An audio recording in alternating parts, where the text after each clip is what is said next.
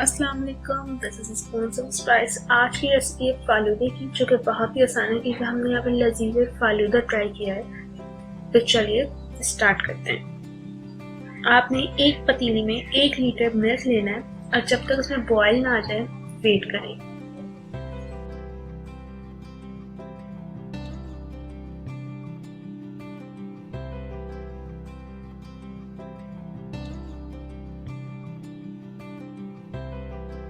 जैसे मैंने शुरू में बताया था कि मैंने लजीजा फालूदा ट्राई किया, तो फालूदे का पैकेट है, इसमें से 2 चीजें निकलेंगी। एक फालूदा मिक्स, तो उसमें कुछ नहीं डालना है, उसमें सब कुछ है, चीनी भी है, सब कुछ है। बस ये पैकेट डाल दीजिएगा जब दूध में उबाल आ जाए। और उसके साथ एक जेली का पैकेट होगा, जेली बना लीजिएगा। जैसे दूध में उबाल आ जाए ये फालूदा मिक्स जो है वो डाल दीजिएगा और चमचे से हिलाते रहिएगा ताकि लम्स ना बने इसमें। और फिर इसको 20 मिनट तक पकाइएगा ताकि इसकी कंसिस्टेंसी जो है थोड़ी सी गाढ़ी हो जाए।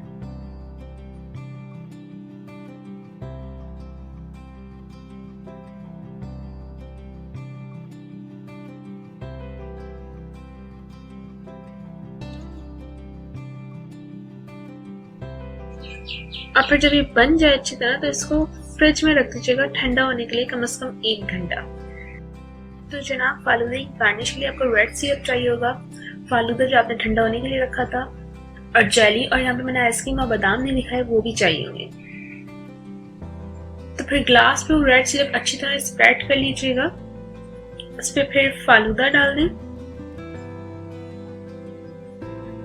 फालूदा इतना डालिएगा कि इसके ऊपर आइसक्रीम भी डालनी तो उसी हिसाब से डालिएगा।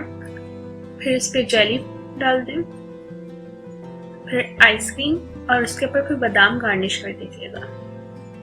तो ये आपका फालूदा तैयार है। इसको जरूर ट्राई कीजिएगा, ये टेस्ट में बहुत अच्छा होता है, बहुत आसानी से बन जाता है। If you like it, please like and subscribe. Thank you. खुदा हाफिज।